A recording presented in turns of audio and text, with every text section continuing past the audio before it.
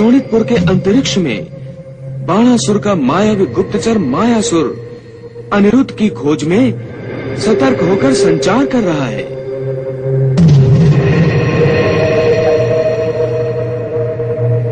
अरे यहाँ भी नहीं है।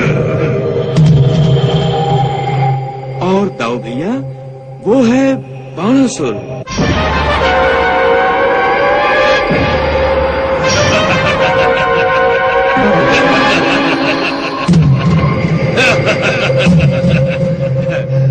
प्रणाम असुरेश्वर। कहो मायासुर, क्या खबर लाए हो? असुरेश्वर, मैंने शोणितपुर नगरी और उसके अंतरिक्ष में अपना माया जाल फैला दिया है। अब वो जहाँ भी होगा मुझसे जीवित नहीं बचेगा।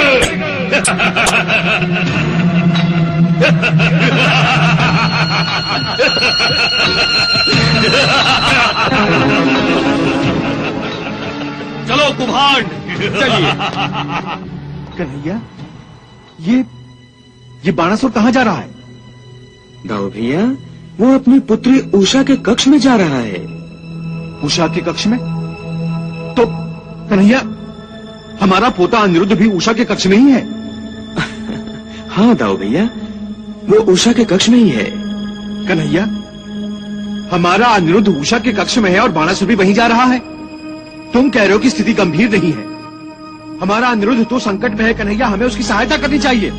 चिंता मत कीजिए दाऊ भैया, इस संकट का भी निवारण होगा। कैसे? दाऊ भैया, कदाचित आप भूल गए हैं चित्रलेखा को। चित्रलेखा?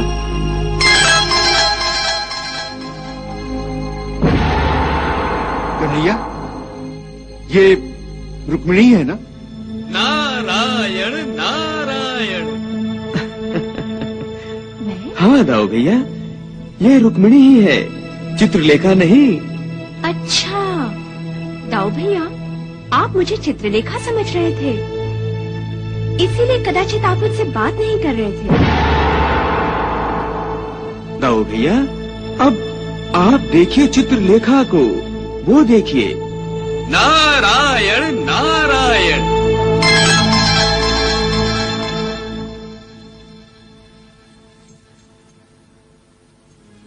राजकुमार, उषा, मैं बहुत डर गई हूँ। किस कारण डर गई हो तुम चित्रलेखा? चित्रलेखा, तुम तो निर्भय हो। तुमने ही तो द्वारिका में घुसकर मेरा अपहरण करने का साहस किया था। इस साहस के कारण ही तो भयभीत हो गई हूँ राजकुमार अनिरुद्ध। ऐसा समझ लीजिए, संकट के बादल चारों ओर से घिराए हैं। पहेलियाँ क्यों बुझा रही हो चित्रलेखा? साफ साफ क्यों नहीं कहती कि कौन सा संकट आने वाला है? राजकुमार अनिरुद्ध अब द्वारिका में नहीं है। इसका समाचार असुरराज बाणासुर को प्राप्त हो गया है। तो इसमें भयभीत होने वाली कौन सी बात है? इस बात से उन्होंने ये अनुमान लगा लिया है कि आप शोणितपुर में हैं और शोणितपुर में आप यहाँ होंगे, ये भी वो समझ गए हैं। अर्थात ये राजकुमारी कि वो ये जान चुके हैं कि तुमने ही राजकुमार अनिरुद्ध को अपने कक्ष में छुपा रखा है। नहीं, ये केवल उनका संदेह मात्र है। इस संदेह को ही विश्वास में बदलने के लिए असुरराज बाणासुर स्वयं किसी भी क्षण अचानक इस कक्ष में आते ही होंगे।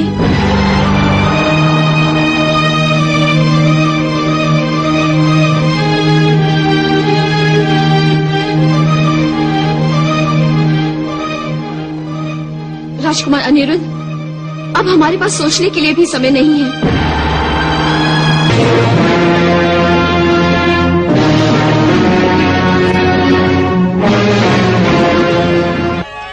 नारायण नारायण।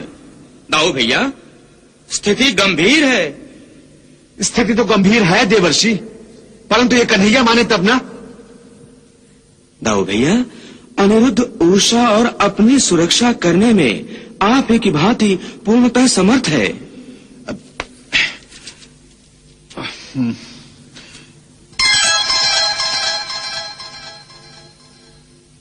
परंतु रुक्मिणी, इस सामर्थ्य का उपयोग ही क्या यदि मैं अपने पोते अनिरुद्ध की सुरक्षा न कर सकूं?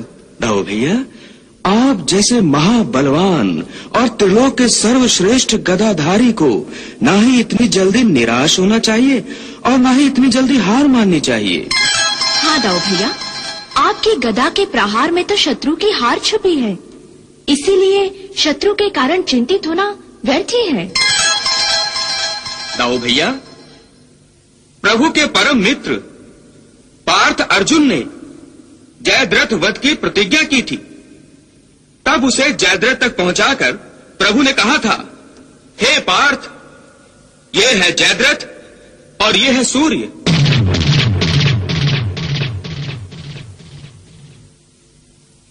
उसी प्रकार उचित समय आने पर प्रभु कहेंगे, दाऊ भैया, वो रहा मायावी मायासुर और ये रही आपकी गदा। नारायण नारायण। इसीलिए मैं कह रही थी उषा कि स्थिति अति गंभीर है।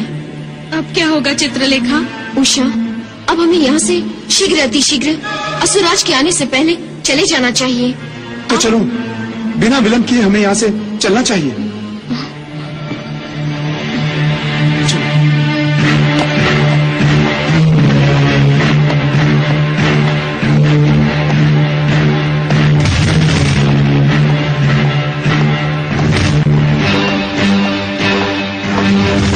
अब क्या करें? राजकुमार को कैसे छुपाएं?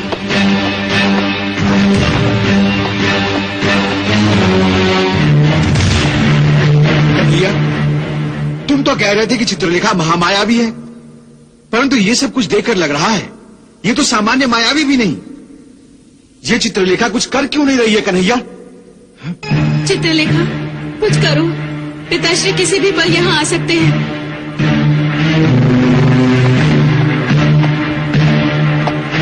नारायण नारायण। प्रभु, बाणासुर तो कक्ष की ओर जा रहा है। कक्ष में उषा अनिरुद्ध के साथ है और मायावी चित्रलेखा भी इस स्थिति को संभाल पाने में असमर्थ है।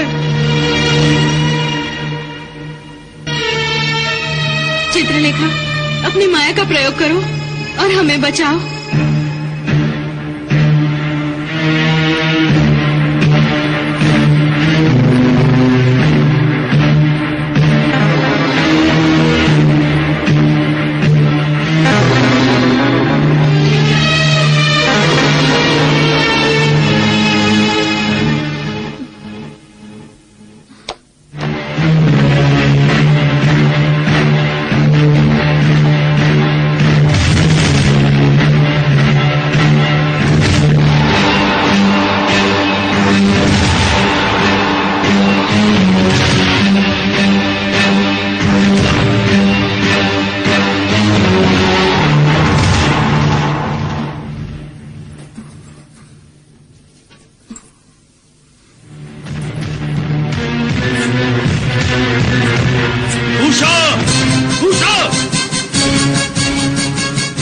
पिताश्री, आप?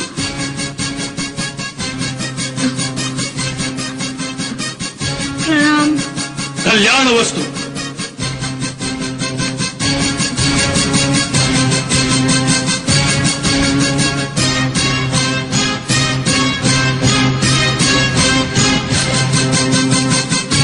तुम डरी डरी सी क्यों हो उषा?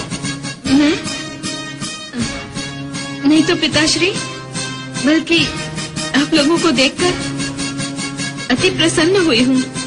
ना तो तुम्हारी आवाज बता रही है कि तुम अत्यंत प्रसन्न हुई हो, और ना ही तुम्हारे चेहरे पे प्रसन्नता का प्रतिबिंब है। उषा, अनिरुद्ध कहाँ है? अनिरुद्ध? हाँ, अनिरुद्ध। मुझे अपने गुप्तचरों से समाचार मिला है कि अनिरुद्ध शोणितपुर आया हुआ है, और मुझे विश्वास है कि वो तुमसे मिलने तुम्हारे इस कक्ष में अवश्य आया होगा।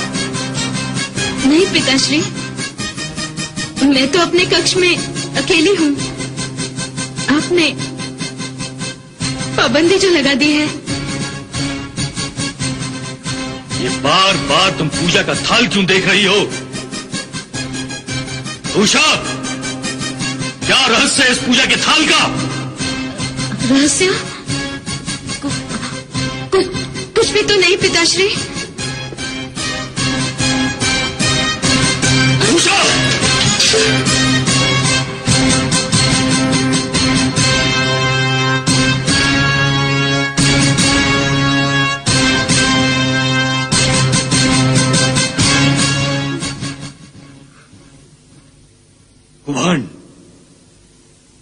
जो उषा मुझे देखकर अति प्रसन्न होती थी, कभी रोती थी, कभी नाराज होती थी, परंतु डरती नहीं थी। वो आज मुझे देखकर डर गई। मेरे दर्शन से ही जब शत्रु भयग्रस्त होते हैं, तब मुझे अनोखा सुख प्राप्त होता है कुभांड। परंतु आज मैं बहुत व्यथित हूं कुभांड। व्यथित महाराज? हाँ कुभांड, व्यथित। इसलिए कि मेरी पुत्री मुझे देखकर भयभीत हो गई है, अपने पिता को देखकर डर गई है कुभांड। कुभांड, मुझे ऐसा प्रतीत हो रहा है कि जैसे कि मैं ये अपराजित बाणासुर आज पराजित हो गया हूं कुभांड, पराजित हो चुका हूं। कुभांड, अपने पिता को देखकर यदि पुत्री भयभीत हो जाए तो ये पिता के लिए गौरव की बात नहीं है कुभांड। पिताश्री। दाऊ भैया, उषा अपनी भावना के अधीन हो गई है।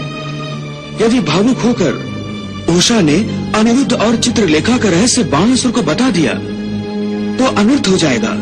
इसलिए दाऊ भैया, उषा को चित्रलेखा और अनिरुद्ध के रहस्य का भेदन करने का अवसर मत प्रदान कीजिए।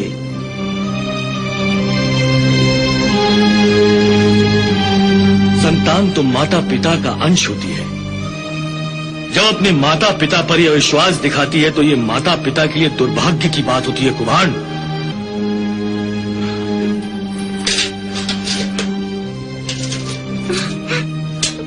नहीं पिताश्री, नहीं, ऐसा मत कहिए। मुझे आपके प्रति अपार आदर है। मुझे अभिमान है कि मैं आपकी पुत्री हूँ। मैं आपका अनादर कैसे कर सकती हूँ? मैं आप पर अविश्वास कैसे कर सकती हूँ पिताश्री? दाऊ भैया, इस नाजुक स्थिति में उषा अवश्य बाणासुर को सत्य बता देगी। इसलिए दाऊ भैया, आप अपनी गदा का प्रहार बाणासुर के गुप्तचर मायासुर पर कीजिए ताकि बाणासुर का ध्यान उसकी ओर आकर्षित हो जाए और उषा अपनी भावना के चक्रव्यूह से निकल सके। तुम ठीक कह रहे हो कन्हैया। उषा, मैंने तुम्हारे हृदय की भावनाओं को नहीं समझा। मैंने तुम पर अविश्वास किया है। ये मैंने ठीक नहीं किया उषा।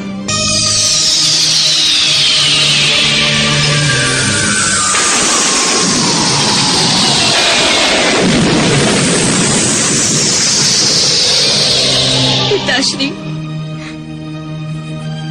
सच्चाई तो ये है। असुरेश्वर!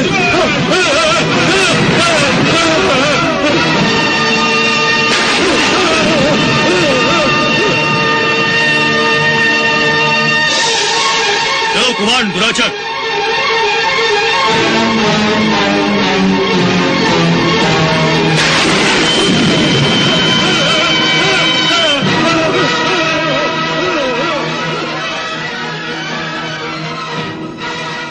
कन्हैया, वाह दाऊ भैया वाह। नारायण नारायण।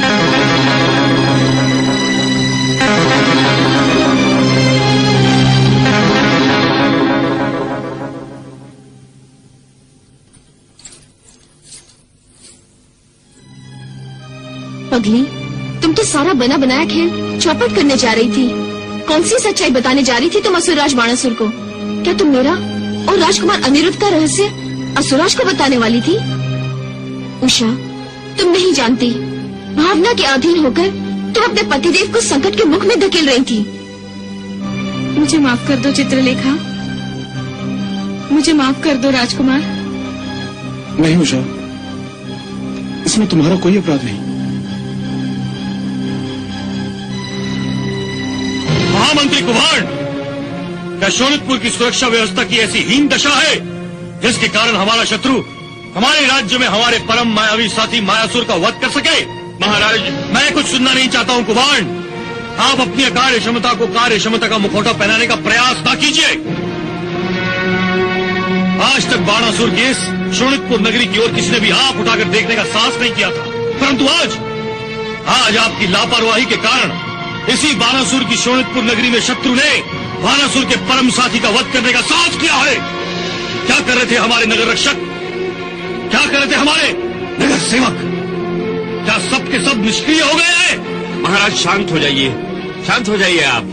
मेरे इस कक्ष में अशांति का ज्वालामुखी फट गया है और आप मुझे शांत होने का उपदेश दे रहे हैं।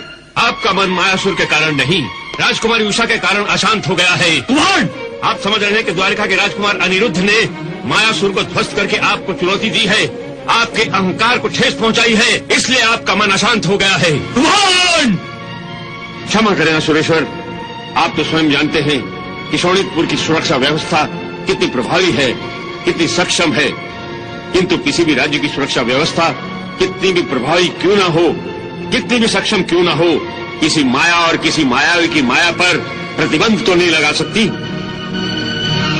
और तभी तो असुरेश्वर मायासुर का वध करने वाले को कोई देख नहीं सका। अगर किसी ने देखा तो सिर्फ एक तेजस्वी गदा को, जिससे मायासुर ध्वस्त हो गया।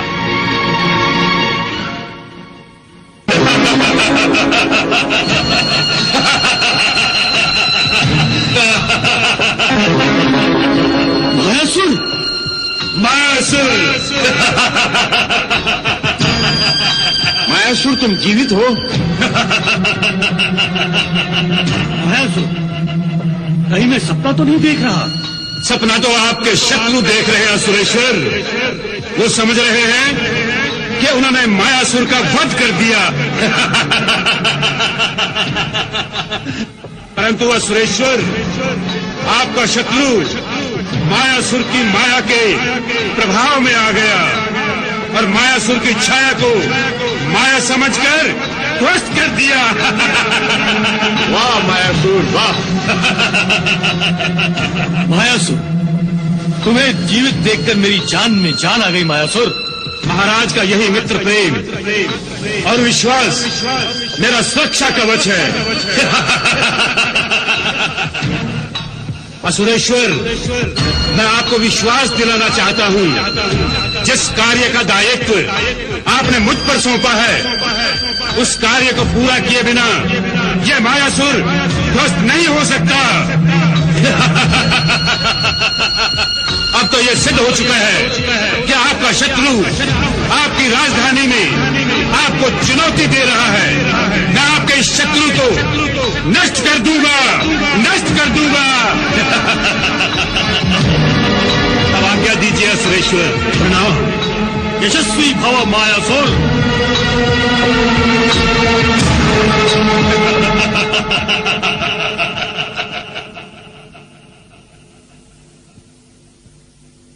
महामंत्री कुभाण। आज्ञा असुरराज। अब ऐसा प्रतीत हो रहा है मुझे, जिस महायुद्ध की मैं प्रतीक्षा कर रहा हूं, वो महायुद्ध मुझे शीघ्र ही प्राप्त होगा। महायुद्ध।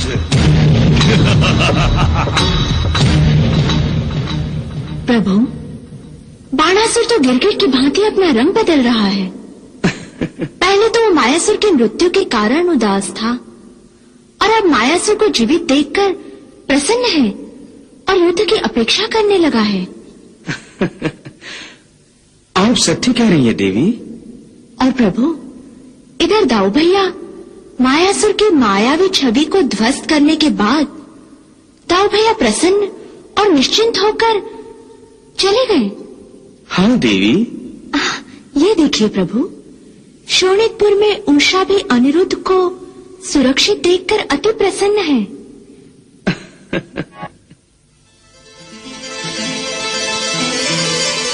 हे प्राणनाथ, पति पत्नी होते हुए भी हमें संसार की आंखों से छुपकर रहना पड़ रहा है। वो तो है, परंतु जब तक हम संसार की दृष्टि में भी पति पत्नी नहीं बन जाते, तब तक ये छुप छुप कर मिलने के अलावा हम कर भी क्या सकते हैं? परंतु अब इस कक्ष में छुपना भी असंभव हो गया है। अब यहाँ आपके रुकने का अर्थ है संकट को निमंत्रण देना। कदाचित तुम बात को घुमा फिरा कर कह रही हो उषा। तुम यही कहना चाहती हो ना कि मुझे अब यहां से चले जाना चाहिए? परंतु मैं यहां से कैसे जा सकता हूं उषा? मैं एक क्षत्रिय योद्धा हूं और क्षत्रिय योद्धा न कभी युद्ध में पीठ दिखाते हैं न युद्ध का त्याग करते हैं। प्राणनाथ, यहाँ तो कोई युद्ध नहीं हो रहा है। परंतु मेरे लिए युद्ध ही है, प्रेम युद्ध। परंतु अब मुझे डर लगने लगा है आने वाले संकट से। अर्थात तुम्हें मेरे शौर्य और सामर्थ्य पर विश्वास नहीं है? कभी कभी विश्वास पर भी विश्वास नहीं करना चाहिए। नारायण नारायण। संकट के समय विश्वास कब अंतिम श्वास लेता है पता भी नहीं चलता। प्रणाम देवर्षि। सदा सुखी भव। प्रणाम देवर्षि। सदा सौभाग्यवती भव। देवर्षि, आप ये अंतिम विश्वास टूटने वाली बात कहकर हमारा साहस क्यों तोड़ना चाहते हैं? ये जानते हुए भी कि बिल में नाग फन उठाए डसने के लिए तैयार बैठा है। कोई अपना हाथ सांप के बिल में डाल दे तो इसे साहस और वीरता नहीं, मूर्खता ही कहेंगे। इस मूर्खता से बचने के लिए मैंने तुम्हें पहले ही यहाँ से चले जाने के लिए कहा था। देवर्षि, आप कुछ भी कहें, परंतु इस तरह संकट के समय भाग खड़े होना मेरे लिए कायरता है। मैं तुम्हें कायरता का प्रदर्शन करने के लिए नहीं कह रहा हूँ राजकुमार। तो फिर आप क्या कह रहे हैं देवर्षि? इस तरह यहाँ से भाग जाना क्या कायरता नहीं है? है, परंतु अकेले भाग जाना। यदि आप उषा को अपने साथ ले जाए तो ये कायरता नहीं है। परंतु क्या? जिस प्रकार तुम्हारा अपहरण हुआ है उसी प्रकार तुम उषा का अपहरण करो, हिसाब बराबर। नहीं देवर्षि, मैं तो सबके सामने विधि पूर्वक उषा से विवाह करके उसे अपने साथ ले जाना चाहता हूँ। नारायण नारायण। तो फिर आप यहाँ धर लिए जाएंगे और कभी द्वारिका लौट नहीं सकेंगे। इसलिए उचित अवसर आने पर आप उषा का अपहरण करके यहाँ से चले जाएं। देवर्षि, मैं जानता हूँ आपको मेरे प्राणों की चिंता है और ये सब आप मेरी सुरक्षा हेतु कर रहे हैं, परंतु मुझे अपने प्राणों की चिंता नहीं है। मैं कायर नहीं हूँ और ना ही किसी का अपहरण करके कायरता का कलंक अपने माथे पर लगाना चाहता हूँ। नारायण नारायण। किसी का अपहरण करना कायरता नहीं है राजकुमार। ये कहकर तो आप अनजाने में अपने पुरखों और श्रेष्ठों का अपमान कर रहे हैं। शायद आप भूल रहे हैं कि अपने भाइयों के लिए कुलश्रेष्ठ पितामह भीष्म ने अंबा, अंबालिका और अंबिका नामी तीनों राजकुमारियों का अपहरण किया था और श्री कृष्ण ने भी देवी रुक्मिणी का अपहरण ही किया था। तो क्या आप पितामह भीष्म और श्री कृष्ण को कायर कहेंगे? नहीं, ऐसा मैं सोच भी नहीं सकता हूँ। नारायण नारायण। और उन्होंने अपहरण के बाद जो वीरता दिखाई वो तो आपको याद है ना? शायद आप ठीक कह रहे हैं देवर्षि। है। मुझे उषा का अपहरण करना ही होगा। उषा, तुम तैयार हो? विवाह के बाद मायके में रहना कन्या के लिए विवशता ही होती है, परंतु हम यहाँ से निकलेंगे कैसे? नारायण। सबसे पहले तो इस कक्ष से बाहर निकलने का अवसर प्राप्त करो और फिर द्वारिका की ओर प्रस्थान करने का प्रयास करो। एक बात याद रखो, जो प्रयत्न करता है ईश्वर उसी का साथ देता है। जो इस अपेक्षा से प्रयत्न ही नहीं करता कि ईश्वर साथ देगा, उसका साथ ईश्वर कदापि नहीं देते। इसलिए ज्ञानी विद्वानों ने भी कहा है, प्रयत्नांति परमेश्वर, अर्थात जो प्रयत्न करता है उसी को परमेश्वर प्राप्त होता है। और यहाँ तो आपको केवल द्वारका की ओर प्रस्थान करने का अवसर प्राप्त करना है। नारायण नारायण। अब मैं चलता हूँ। नारायण नारायण।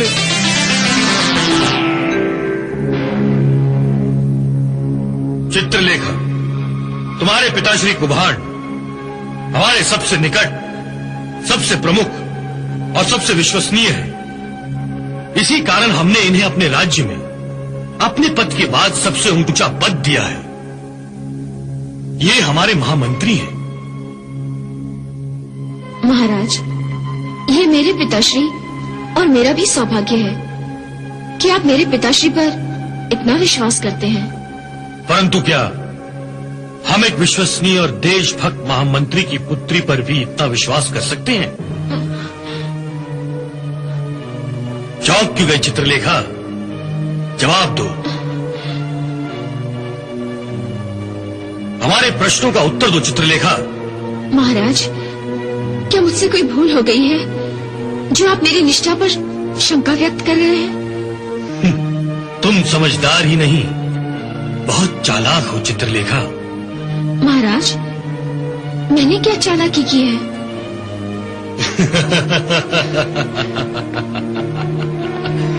चित्रलेखा, तुम घबरा रही हो। हम तो केवल इसलिए तुम्हें चालाक कह रहे हैं कि तुम शब्दों के पीछे छुपे अर्थ को समझ लेती हो।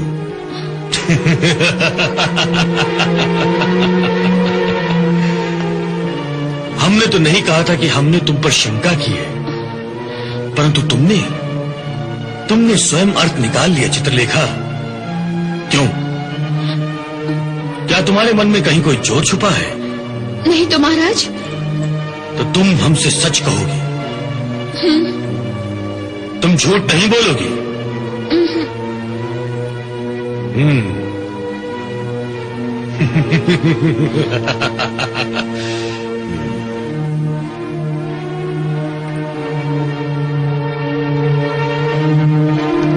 महाराज, आप चुप क्यों हैं? पूछिए, आप क्या पूछना चाहते हैं? बड़ी विचित्र बात है, तुम हमारे शत्रु के पुत्र को नहीं जानती और फिर भी तुमने उसका चित्र बना दिया। महाराज, आप राजकुमार अनिरुद्ध की बात कर रहे हैं? वो तो द्वारिकाधीश। तुम उस वाले को जानती हो? हाँ महाराज, तभी तो मैंने उनका चित्र बनाया था। क्यों बनाया था उसका चित्र? क्यों बनाया था तुमने हमारे शत्रु के पौत्र का चित्र? हमारे शत्रु के पौत्र के चित्र से तुम हमारी पुत्री को भ्रमित कर रही हो। नहीं महाराज। फिर क्यों बनाया था तुमने? बताओ चित्रलेखा, बताओ। उषा ने कहा था महाराज। उषा ने कहा था? इसका अर्थ है कि वो उषा से मिलने आया था और ये बात तुम जानती थी? नहीं महाराज, अनिरुद्ध उषा से नहीं मिला था। उषा ने अनिरुद्ध को पहली बार सपने में देखा था। उससे पहले अनिरुद्ध से उषा नहीं मिली थी। अर्थात तुम हमें यह समझाना चाहती हो कि जिससे न कभी मिले न कभी देखा, वो सीधा सपने में आ गया? हाँ महाराज, यही सत्य है। अनिरुद्ध को उषा ने पहली बार सपने में देखा था और उसके बारे में मुझे बताया और फिर मैंने कल्पना से उनका चित्र बना दिया। चित्रलेखा, तुमने कहा था कि तुम हमसे सच कहोगी, परंतु अब तक झूठ पर झूठ कहे जा रही हो और इस पर भी भ्रम में पड़ी हो कि हम तुम्हारे इस झूठ को सच समझें। तुम हमें मूर्ख समझती हो? नहीं महाराज, मैंने अब तक जो कुछ भी कहा है उसका एक एक शब्द सच है। हमें खेद है चित्रलेखा कि तुम हमारे सबसे विश्वसनीय महामंत्री की पुत्री होकर भी हमसे झूठ बोल रही हो। चित्रलेखा, जिस प्रकार कुम्हार हमसे विद्रोह नहीं कर सकते, उसी प्रकार तुम इनकी पुत्री होने के नाते अपनी सखी से अपने मैत्री धर्म से विद्रोह नहीं कर सकती। इसी मैत्री धर्म को निभाने के लिए तुम्हारा झूठ बोलना उचित है। हाँ महाराज, मैंने अब तक तो झूठ नहीं बोला था, परंतु अपनी मैत्री निभाने के लिए अब यदि झूठ बोलना भी पड़ा तो मैं अवश्य बोलूंगी। हे माता पार्वती, हे भोलेनाथ, कोई ऐसी लीला दिखाइए कि वास्तविकता भी छुपे और झूठ बोलने का पाप भी मुझे न लगे। चित्रलेखा। महाराज। चित्रलेखा, तुम महामंत्री कुम्हार की पुत्री हो और उन्होंने तुम्हारे लिए क्षमा और अभय की याचना की है और हम तुमने जो अब तक झूठ कहा है उसे क्षमा कर देते हैं। परंतु अब जो हम तुमसे पूछेंगे उसका ठीक ठीक उत्तर दोगी। हम झूठ सुनना नहीं चाहते। जी महाराज। अनिरुद्ध कहाँ छुपा है? ये मैं कैसे बता सकती हूँ महाराज? क्यों नहीं बता सकती तुम? वो यही शोणितपुर में है। परंतु महाराज, राजकुमार अनिरुद्ध को तो द्वारिका में होना चाहिए। वो द्वारिका में नहीं है, वो यही शोणितपुर में है, और वो भी हमारे ही राजमहल में कहीं छुपा बैठा है और हमारे सीने पर मूंग डल रहा है। महाराज, यदि राजकुमार अनिरुद्ध यहाँ है भी तो उन्हें छुपाया कैसे जा सकता है? वो कोई नन्हे से बालक तो है नहीं। चित्रलेखा, तुम सब कुछ जानती हो परंतु कुछ बताना नहीं चाहती। उषा तुम्हारी सहायता के बिना अनिरुद्ध को छुपाने में सफल नहीं हो सकती। चित्रलेखा,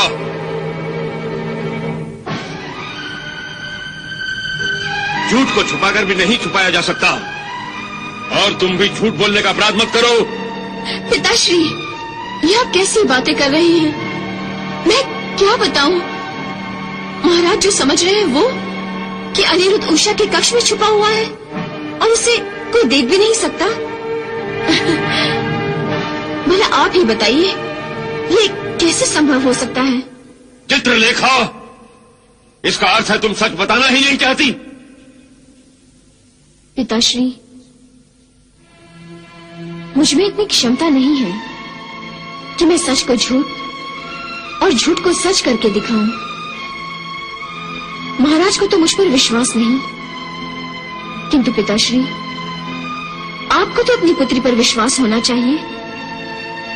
पिताश्री, क्या आपने मुझ में झूठ कहने के संस्कार सींचे हैं?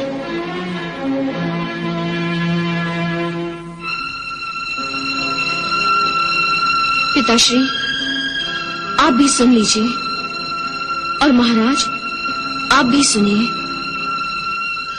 भगवान भोलेनाथ की कृपा से अब तक तो मुझे आपके सामने झूठ कहने की आवश्यकता नहीं पड़ी, इसलिए मैं भगवान शिव और माता पार्वती की आभारी हूँ।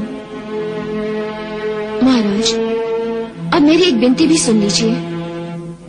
आपने उषा को बंदी बनाकर रखा है, ये आपके अनुसार उचित हो तो हो, लेकिन ये कहाँ का न्याय है महाराज कि आप उषा को भगवान शिव के मंदिर जाने की अनुमति भी न दे? भगवान शिव के दर्शन से रोकने का पाप भला मैं कैसे कर सकता हूँ? मेरी ओर से अनुमति है। तो फिर महाराज, अब मुझे भी जाने की अनुमति दीजिए। तुम्हें भी जाने की अनुमति है चित्रलेखा, तुम जा सकती हो। प्रणाम महाराज। प्रणाम पिताश्री। कुभाण, तुम्हारी पुत्री तुम्हारी भांति दृढ़ता से अपने धर्म का पालन कर रही है, मैत्री धर्म का पालन। वो उषा का साथ दे रही है कुभाण। अर्थात ये कि अनिरुद्ध निसंदेह यहीं कहीं छुपा है और चित्रलेखा जानती है। तो क्या मेरी पुत्री ने सब झूठ कहा था? नहीं कुभाण, उसने झूठ नहीं कहा था, परंतु सच को अवश्य छुपाया है। चित्रलेखा बहुत चालाक है कुभाण, तुमसे भी अधिक चालाक, परंतु ये चालाकी मुझसे नहीं चलेगी कुभाण। मैं इस राजद्रोह के लिए उसे मृत्युदंड भी दे सकता हूं कुभाण, मृत्युदंड।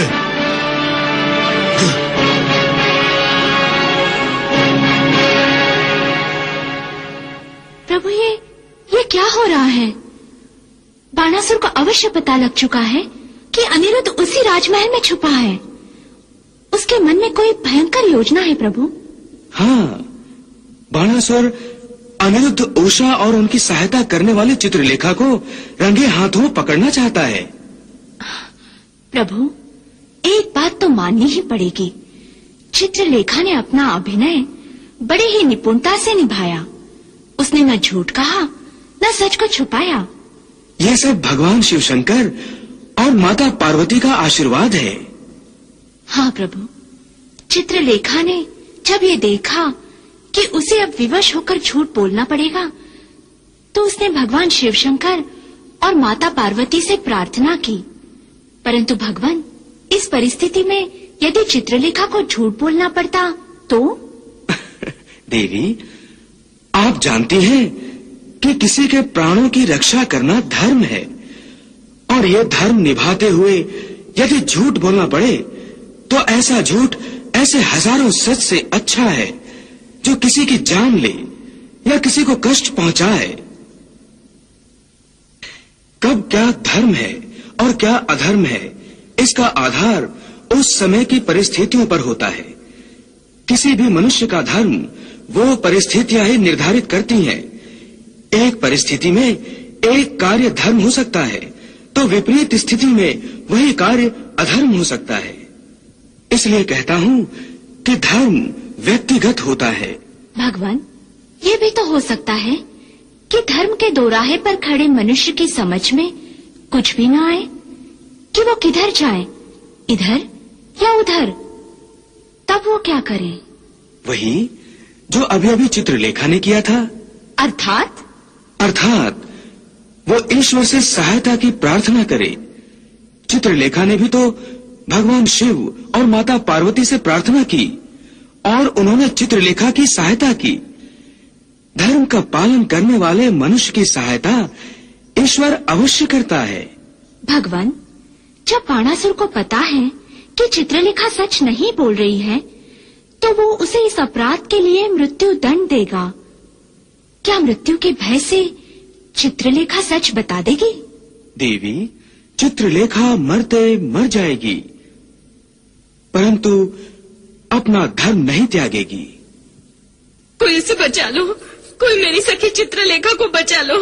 अनिरुद्ध, अनिरुद्ध, वो देखो, मेरे कारण चित्रलेखा को मृत्यु दंड मिल रहा है। अनिरुद्ध, मेरे कारण चित्रलेखा अपनी जान से हाथ धो बैठेगी। उसे बचा लो अनिरुद्ध, उसे बचा लो।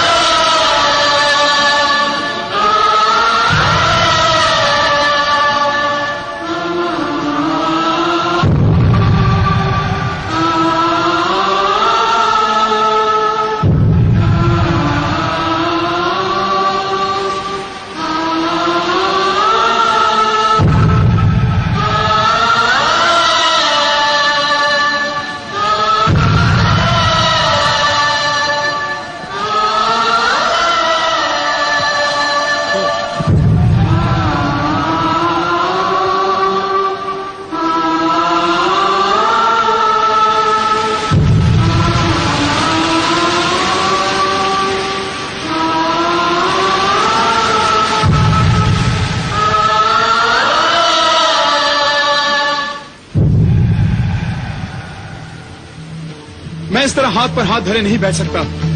मैं चित्रलेखा की जान बचाऊंगा, मैं उसे मरने नहीं दूंगा। मैं जाता हूँ। नहीं नहीं, आप नहीं जाएंगे। पिताश्री आपको बंदी बना लेंगे। तुम कहना क्या चाहती हो उषा? हमारे सामने चित्रलेखा को मृत्यु दंड दिया जाए और हम यहाँ कायरों की भांति दर्शकों की भूमिका निभाते रहे? नहीं, ये नहीं हो सकता, कदापि नहीं हो सकता। हमारा प्यार इतना स्वार्थी नहीं हो सकता उषा। मैं जा रहा हूं उसे बचाने के लिए।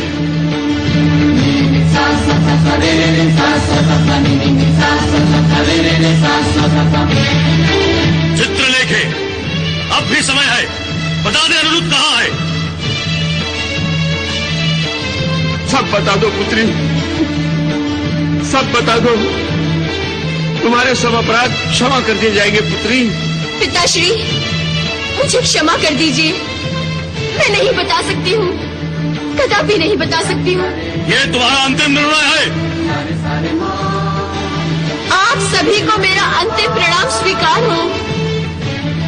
जल्लाद, आज्ञा सुरेश्वर। इस अपराधी को मृत्यु दंड दिया जाए। जो आज्ञा सुरेश्वर।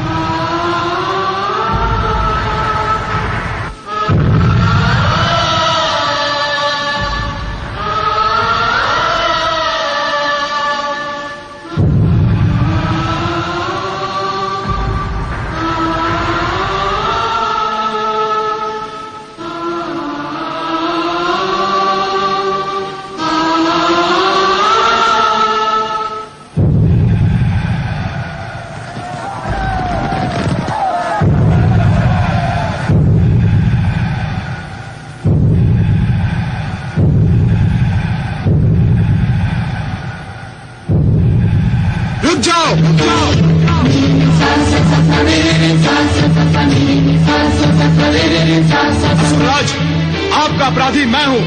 आप मुझे दंड दीजिए, चित्रलेखा को नहीं।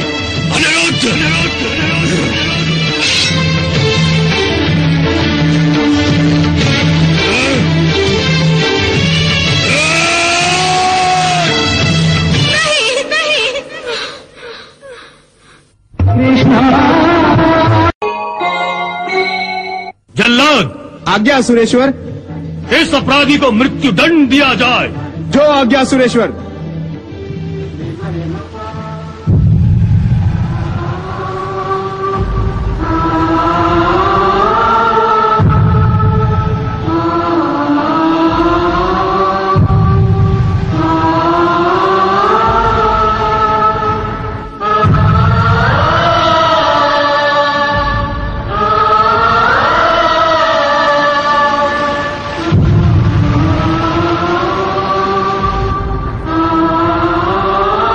रुक जाओ।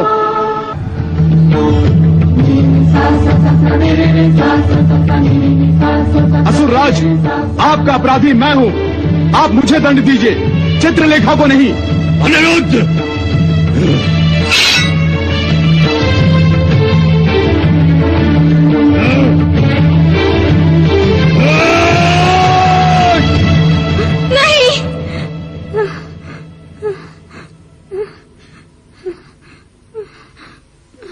उषा, उषा, हाँ? क्या हुआ? तुम इतना चिल्ला क्यों रही हो? यदि मैं आपसे बिछड़ गई तो मैं पल भर भी जीवित नहीं रह सकूंगी। पगली, लगता है तुमने कोई डरावना सपना देखा है। हाँ, सपने में मैंने देखा पिताश्री आपको मृत्यु दंड दे रहे हैं। अच्छा, इसलिए तुम घबरा गई थी। विश्वास रखो उषा, मुझे और तुम्हें कोई अलग नहीं कर सकता, कोई भी नहीं, इसलिए कि हमें माता पार्वती का आशीर्वाद प्राप्त है। फिर तुम्हारे पिताश्री मुझे मृत्युदंड कैसे दे सकते हैं? आपके आत्मविश्वास ने मेरा डर कम कर दिया है। उषा, जब तुम यहाँ से दूर अपने ससुराल द्वारिका जाओगी तो तुम्हारे सारे भय दूर हो जाएंगे। न जाने वो शुभ घड़ी कब आएगी। आएगी प्रिय, शीघ्र ही आएगी। हे प्राणेश्वर, पिताश्री को विश्वास है कि आप शोणितपुर में हैं, इसीलिए तो उन्होंने चित्रलेखा को भी आड़े हाथों लिया था।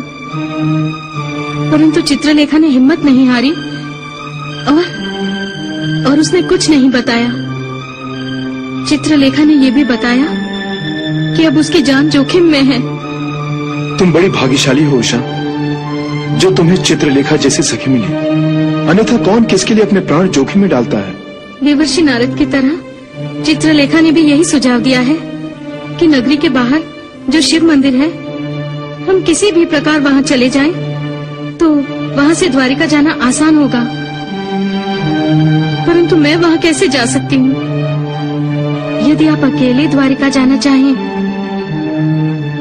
तो जा सकते हैं। मैं द्वारिका तुम्हें अपने साथ लेकर जाऊंगा, अकेले नहीं। और इस संबंध में मैं तुम्हारे मुख से केवल हाँ सुनना चाहता हूँ।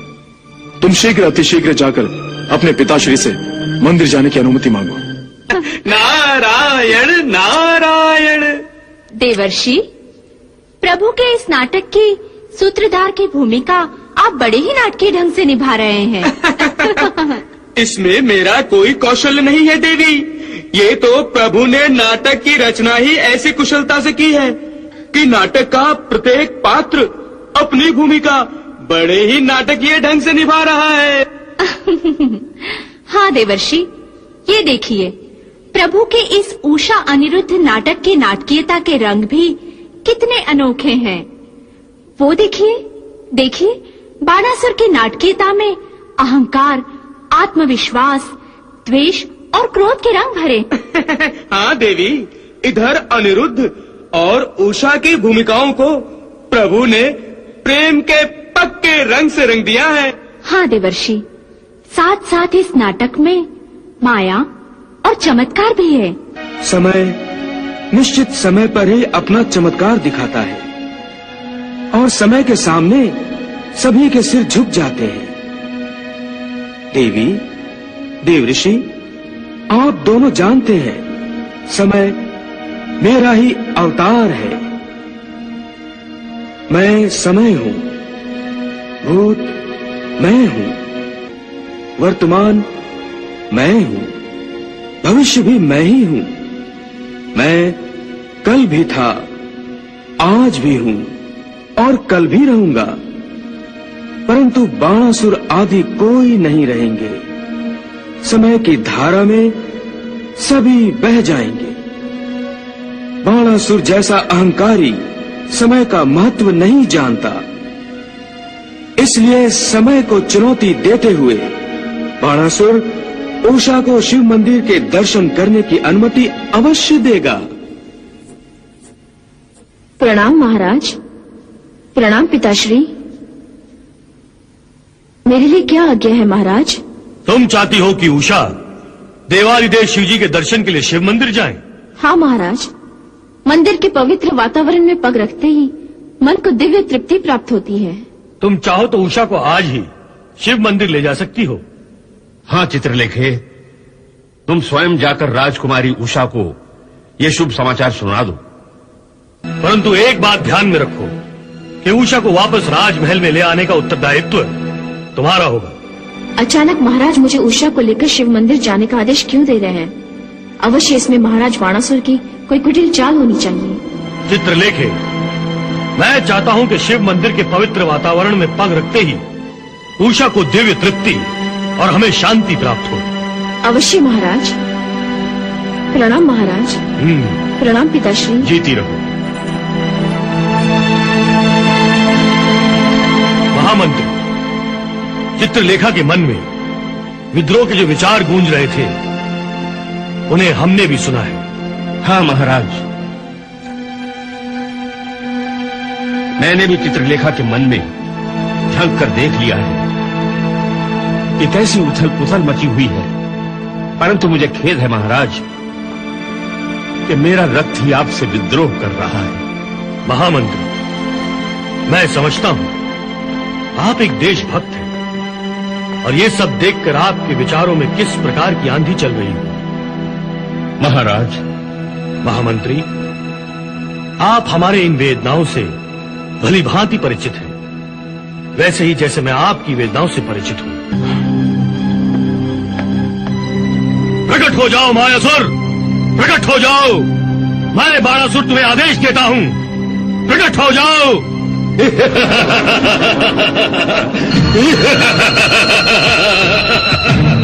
प्रणाम महाराज, प्रणाम महामंत्री, कहिए क्या आज्ञा है? मायासुर, चित्रलेखा के साथ उषा शिव मंदिर जाएगी और वहां से वो अनिरुद्ध के साथ भागने का अवश्य प्रयास करेगी। अनिरुद्ध के साथ? हाँ मायासुर, अनिरुद्ध के साथ। ये हमारा दुर्भाग्य है। परंतु मैं उन्हें भागने नहीं दूंगा महाराज। मायासुर, हमें तुमसे ऐसी ही अपेक्षा थी मायासुर।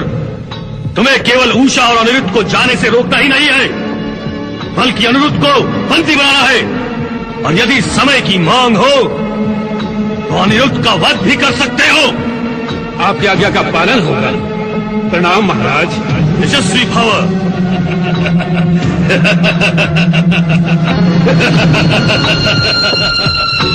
महामंत्री कुभांड, कहिए असुरराज, क्या आज्ञा है? हाँ मंत्री, आपकी और मेरी पुत्री हमारी आंखों में धूल झोंकना चाहती है, परंतु वो ये नहीं जानती कि वो स्वयं अपने ही जाल में फंसने जा रही है।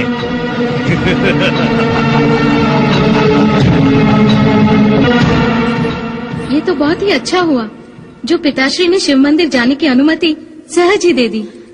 उषा, तुम बहुत ही भोली हो। तुम्हें देखकर कोई भी ये नहीं कह सकता है कि तुम असुरेश्वर महाराज बाणासुर की पुत्री हो। उनके एक भी अवगुण तुम में नहीं है। तुम कहना क्या चाहती हो? क्या मैं मूर्ख हूँ? उषा, मैं तो तुम्हें केवल ये समझाने की कोशिश कर रही हूँ कि महाराज तुम्हारी तरह भोले नहीं हैं। वो सब समझते हैं और उन्हें विश्वास है कि राजकुमार अनिरुद्ध यही कहीं छुपे हुए हैं। और वो ये भी समझते हैं कि ये सब कुछ मेरी कारस्तानी से हो रहा है, इसलिए तो वो मुझे रंगे हाथों पकड़कर मुझे दंडित करना चाहते हैं। और इसलिए उन्होंने मुझे ये दायित्व सौंपा है कि मैं तुम्हें अपने साथ लेकर शिव मंदिर जाऊं और सुरक्षित वापस भी लाऊं। इसका अर्थ ये हुआ कि यदि मैं और उषा शिव मंदिर से भाग निकले तो तुम संकट में आ जाओगी। असुरेश्वर तुम्हें अवश्य ही मृत्यु दंड देंगे। तब तो मैं न शिव मंदिर जाऊंगी और न द्वारिका। उषा, तब तो समस्या और भी गंभीर हो जाएगी। तुम शिव मंदिर न जाकर मुझे बचाना चाहती हो ना? परंतु यदि राजकुमार अनिरुद्ध को यहाँ पकड़ लिया गया तो राजकुमार और उनके साथ मैं भी संकट में पड़ जाएंगे। तो अब हम क्या करें? कुछ सोचते हैं।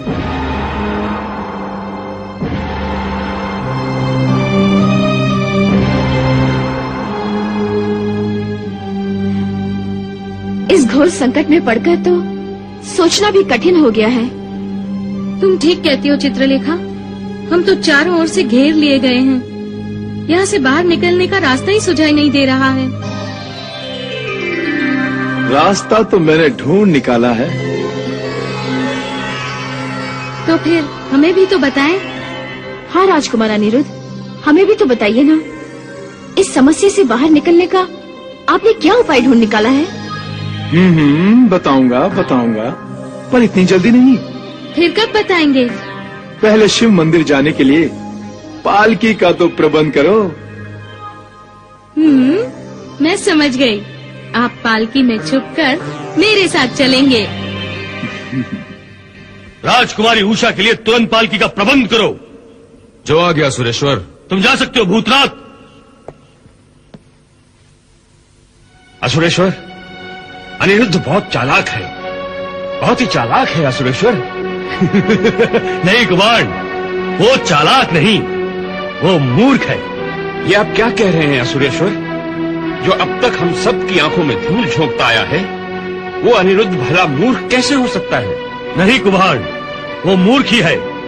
जो स्वयं मूर्ख होते हैं वो दूसरों को भी मूर्ख ही समझते हैं कुमार। असुरेश्वर, आप भी तो अनिरुद्ध को मूर्ख समझ रहे हैं, तो फिर इसका अर्थ तो ये हुआ। महामंत्री कुमार, क्षमा करें असुरेश्वर। अनाप शनाप बातें करके हमारे क्रोध की शक्ति को नष्ट मत करो।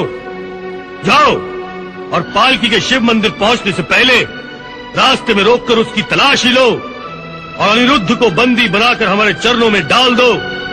हम शत्रुपुत्र के सिर को अपने पैरों से ठोकर मारने के लिए उत्सुक हैं। जाओ। जो आज्ञा सुरेश्वर।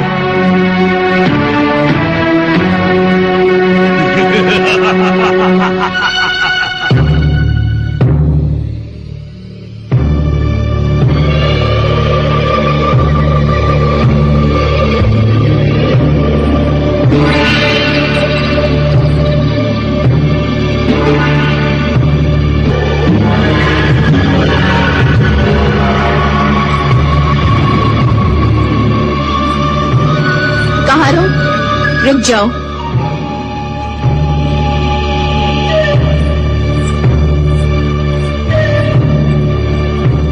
उषा, क्या हुआ चित्रलेखा? पालकी क्यों रोक दी गई? आगे संकट दिखाई दे रहा है। पहरेदारों की आंखों से बचकर हम यहाँ तक तो पहुँच गए हैं, किंतु अब आगे बड़ा कड़ा पहरा है। अब क्या होगा? कहीं राजकुमार घेर न लिए जाएं। उनका तो नाम ही मत लो। लेना है तो भगवान का नाम लो। यदि हम यहाँ से सुरक्षित निकल गए तो राजमहल के परिसर से बाहर आ जाएंगे। ईश्वर करे कि हम सफल हो जाएं। अवश्य सफल होंगे उषा, अवश्य सफल होंगे। परंतु पहले तुम अपनी घबराहट भरी सूरत को अंदर कर लो। यदि किसी ने तुम्हारे मुखमंडल पर हवाइयाँ उड़ती देख ली ना तो सारा बना बनाया खेल बिगड़ जाएगा। और उषा, भगवान से प्रार्थना करो कि कोई चमत्कार हो जाए और हम बच जाएं। चलो कहारो।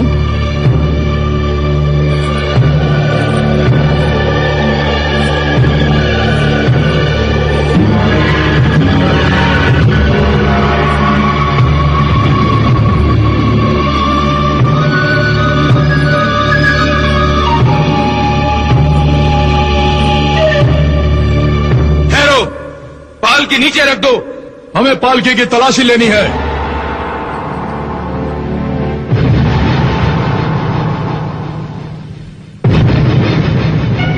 प्रभु, पालकी को तो रोक लिया गया है, अब क्या होगा? क्या अनिरुद्ध और उषा पकड़ लिए जाएंगे? ये तो एक रहस्य ही है देव ऋषि। अब इस रहस्य का पर्दा उठा दीजिए भगवान। नहीं देव ऋषि, प्रभु, मेरी उत्सुकता का अंत कर दीजिए। अब तक तो आपके इस नाटक ने नए नए रंग दिखाए हैं, किंतु उत्सुकता की इस घड़ी में मन बेचैन हो गया है। ऐसा लग रहा है कि अनिरुद्ध पकड़ लिया जाएगा, फिर क्या होगा? दूसरे ही पल लगता है कि अनिरुद्ध नहीं पकड़ा जाएगा, परंतु कैसे भगवान, कैसे? देव ऋषि, जैसा कि मैंने आपको पहले ही बताया था कि नाटक जीवन का ही प्रतिबिंब होता है। जीवन एक रहस्य है, नाटक भी तो एक रहस्य ही है। हाँ, नाटक भी जीवन जैसा ही प्रभावी होता है। जब मृत्यु का बाण जीवन का प्रवाह रोक देता है तब जीवन समाप्त होता है, और जब नाटक पर पर्दा गिरता है तब नाटक समाप्त होता है। नाटक की नाटकीयता दर्शकों के दिल की धड़कनें तेज करती हैं। जीवन में ऐसी कई घटनाएं घटती हैं जो नाटक की नाटकीयता से भी अधिक नाटकीय होती हैं। आप जो देख रहे हैं देवर्षि, वो जीवन है जो किसी नाटक से भी अधिक रोमांचक है। प्रभु, इस रोमांचकारी नाटक में आप कब प्रवेश करेंगे? उचित समय पर। अब तक वो उचित समय नहीं आया है भगवान। आपकी लीला धन्य है प्रभु। देवर्षि, इस समय तो उषा, चित्रलेखा और अनिरुद्ध लीला रच रहे हैं।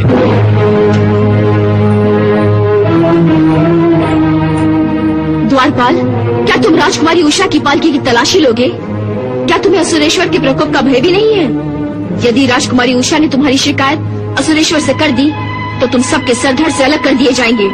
क्षमा करें चित्रलेखा जी, परंतु पालकी की तलाशी लिए बिना हम आपको आगे जाने की आज्ञा नहीं दे सकते। क्या आप हमें आज्ञा देंगे? कहीं आपने भांग वांग तो नहीं पी रखी है? क्या आप ये नहीं जानते हैं कि ये राजकुमारी उषा की पालकी है? राजकुमारी उषा तो पालकी में बैठी हुई है, लेकिन क्या आप मुझे भी नहीं पहचान रहे हैं? मैं महामंत्री कुम्हांड की पुत्री चित्रलेखा हूँ। पिताश्री से कहकर तुम सबकी वर्दी उतरवा दूंगी। बड़े प्रहरी बनते हैं। बुलाओ महामंत्री जी को। उन्हें बुलाने की कोई आवश्यकता नहीं, वो यही है।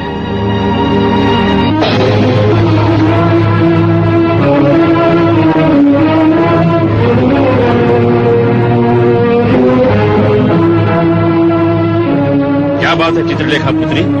पिताश्री, आप? अच्छा हुआ पिताश्री जो आप यहाँ आ गए। देखिए ना, ये प्रहरी राजकुमारी उषा की पालकी को रोकने का साहस दिखा रहे हैं। वो ठीक ही कर रहे हैं पुत्री। किंतु पिताश्री, राजकुमारी उषा तो असुरेश्वर की पुत्री है। ये असुरेश्वर का ही आदेश है कि राजभवन से बाहर जाने वाले हर व्यक्ति की जांच पड़ताल की जाए, और फिर राज आज्ञा सबके लिए समान होती है। किंतु पिताश्री, ये कार्रवाई तो अपमानजनक है। इसमें अपमान की कोई बात नहीं, ये राजभवन की सुरक्षा की मांग है, और फिर पालकी की तलाशी देने में आपत्ति ही क्या है?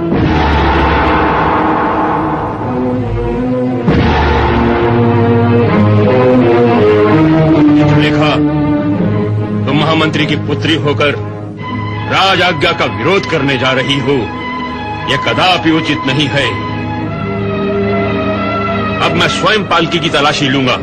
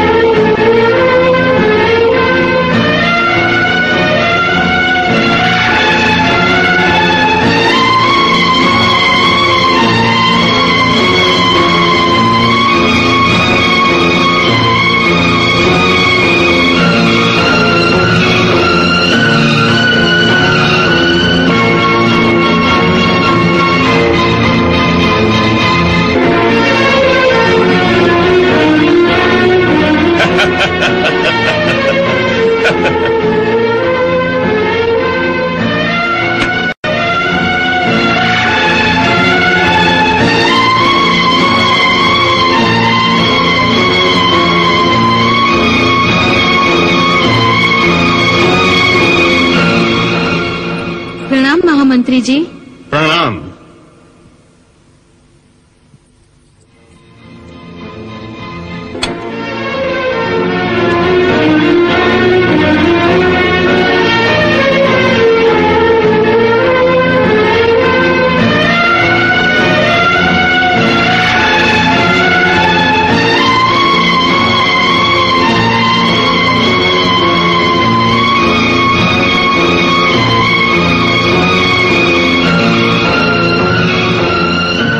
पिताश्री? कुछ नहीं। तो फिर हम जाएं? चलो कहाँ रहो?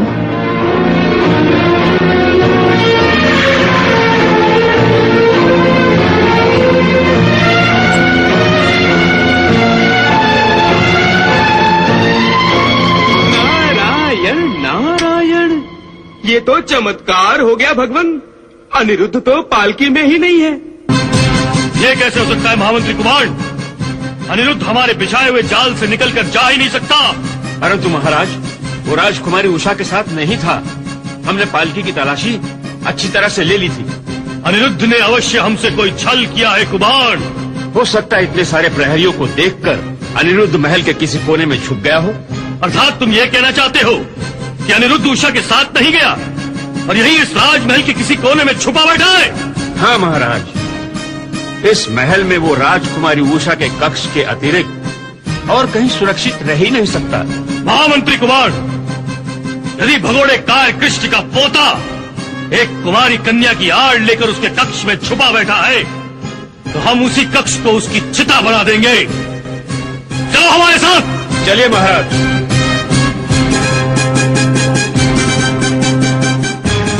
अनिरुद्ध, ओ भगोड़े काय कृष्ण के पोते,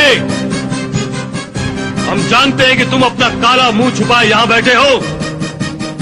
अनिरुद्ध, अनिरुद्ध, अब तुम अधिक समय तक छुपकर नहीं रह सकते। बाहर आओ। अनिरुद्ध, हमारे आते ही तुम्हें सांप सूंघ गया क्या?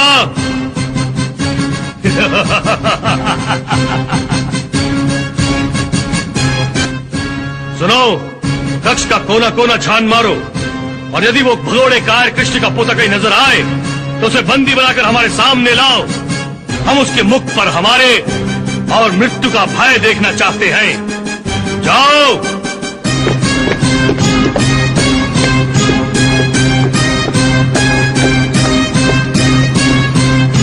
अरे वहां खोजो उसे। अरे मिला कि नहीं वो घुसपैठिया? जाएगा बचकर कहाँ हमारे हाथों से असुरेश्वर।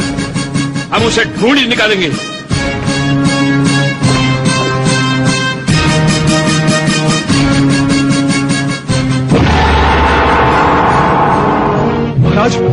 देखिए।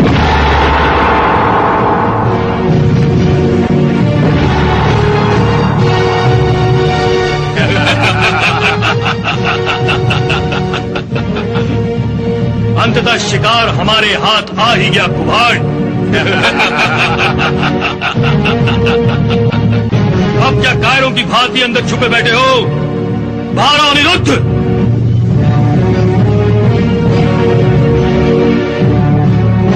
अनिरुद्ध, बाहर निकलो, बाहर निकलो जल्दी।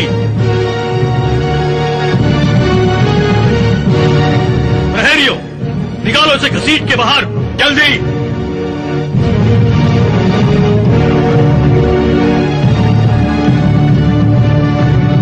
शत्रु कितना भी चालाक क्यों न हो, बानासुर की आंखों में धूल नहीं झोंक सकता।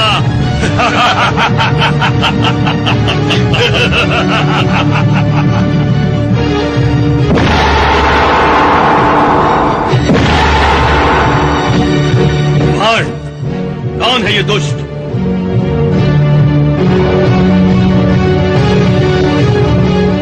सुरेश्वर, ये तो कहार है। इसका अर्थ है कि अनिरुद्ध कहार के भेष में भाग गया। अनिरुद्ध!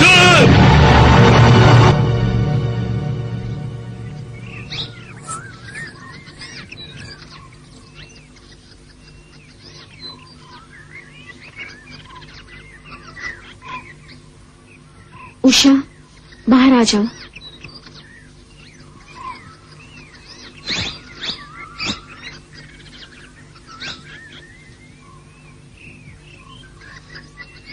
सिपाहियों, कहारों, अब आप लोग जाइए और विश्राम कीजिए। जो आज्ञा।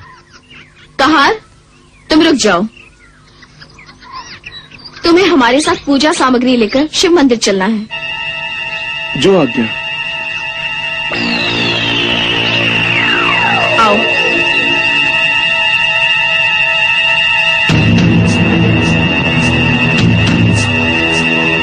आइए।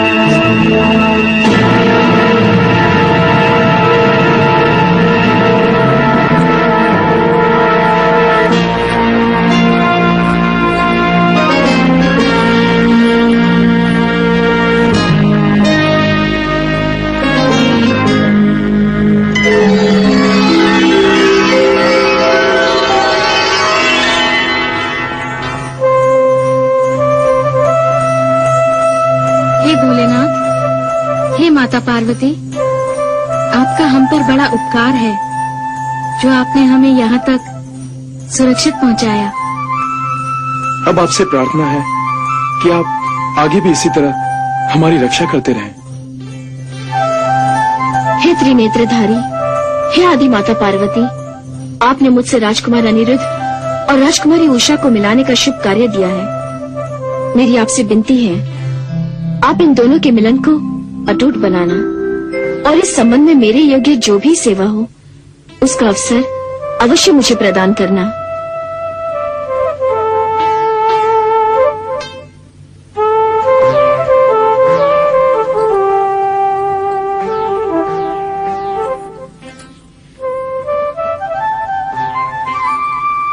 आइए, जल्दी आइए।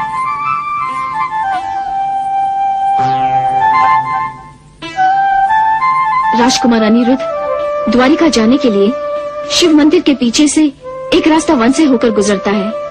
वहाँ से आप सुरक्षित रूप से द्वारिका जा सकते हैं। तुम भी हमारे साथ चलो ना चित्रलेखा।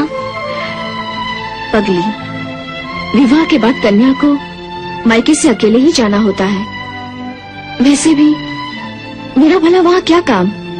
परंतु इस संकट के समय हम दोनों तुम्हें यहाँ अकेला कैसे छोड़ सकते हैं?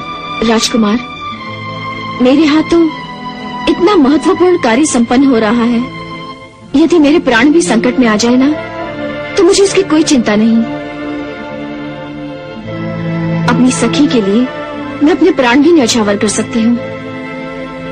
चित्रलेखा, मेरे जीवन को अर्थ देकर अपने जीवन को व्यर्थ करने की बातें करती हो।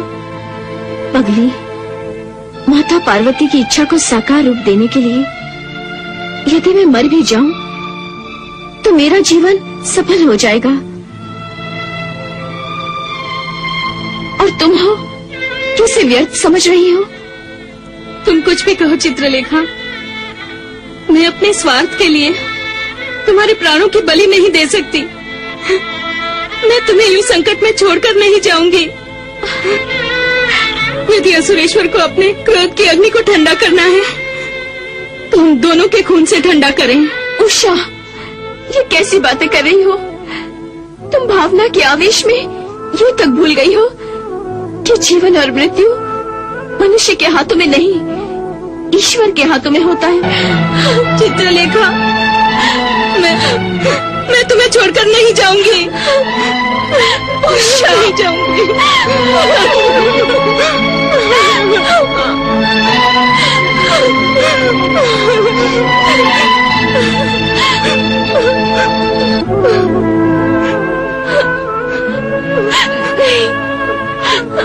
राजकुमार, इसे समझाइए ना।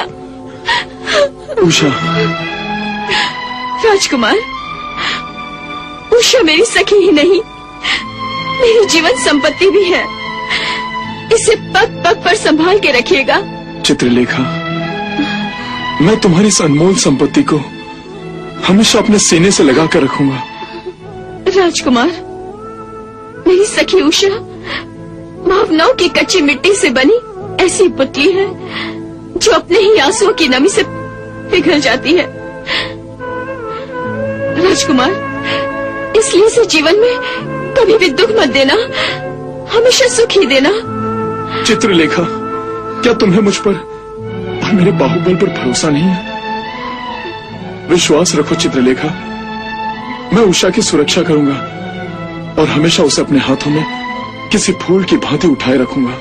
राजकुमार, मुझे आप पर पूरा भरोसा है, इसलिए तुम्हें उषा का हाथ आपके हाथों में सौंपती हूँ।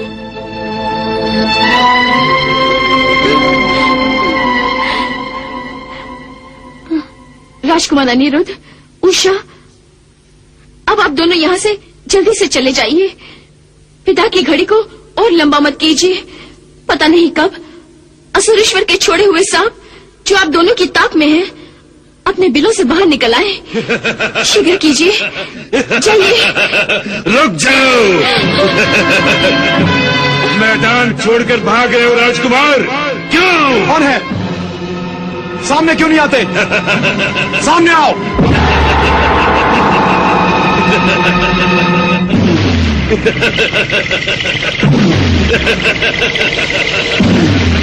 हमारे राज्य में बिन बुलाए घुसाए अतिथि बिना बुलाए भी आते हैं, परंतु यजमान की आज्ञा बिना जा नहीं सकते। असुरेश्वर ने तुम्हें जाने की आज्ञा नहीं दी, बल्कि पकड़कर लाने की अनुमति हमें दी है। इसलिए चुपचाप अपने आप को हमारे हवाले कर दो, अन्यथा अच्छा नहीं होगा। अच्छा, क्या कर लोगे तुम?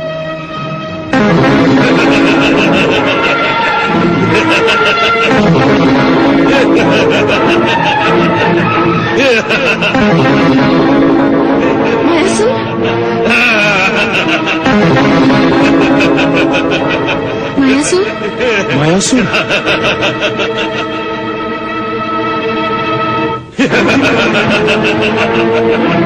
क्या कर लोगे तुम? मैं तेरा वध कर दूंगा। अच्छा, तू मेरा वध करेगा?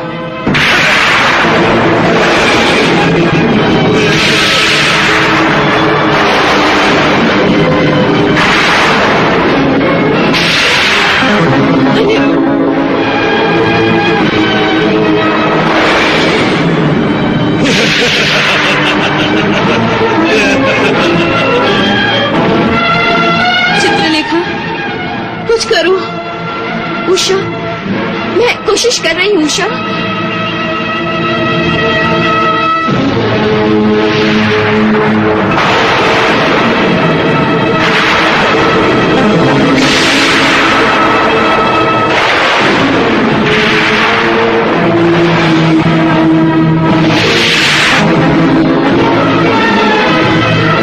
चित्रलेखा, तेरी माया कुछ काम नहीं करेगी।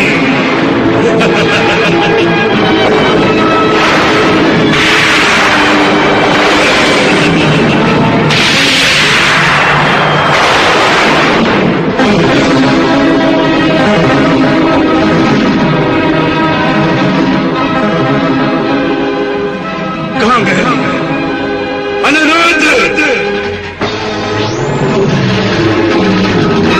अनिरुद्ध कहाँ है तू?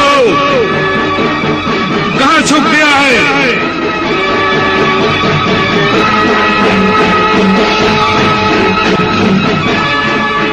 सपोले अपनी बिल से बाहर निकल। सपोले, कहाँ बिल में छिप गया है तू?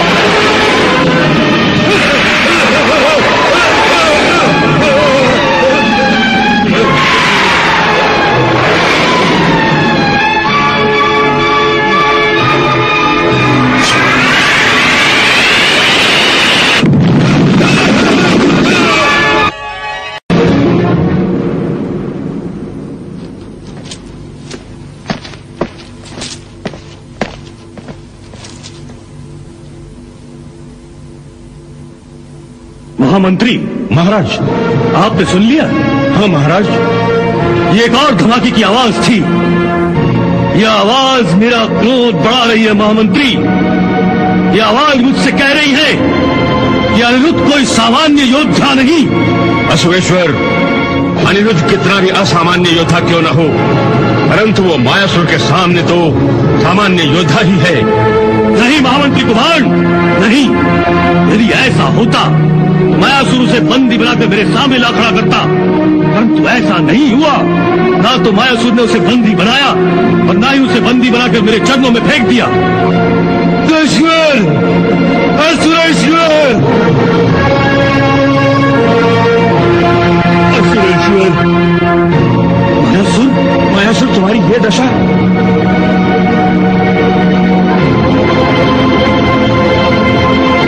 असुरेश्वर, मेरा अंतिम प्रणाम स्वीकार कीजिए।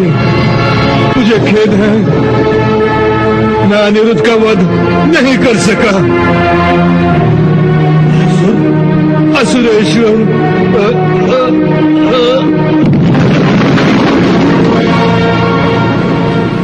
वो देखिए दाऊ भैया, वो देखिए।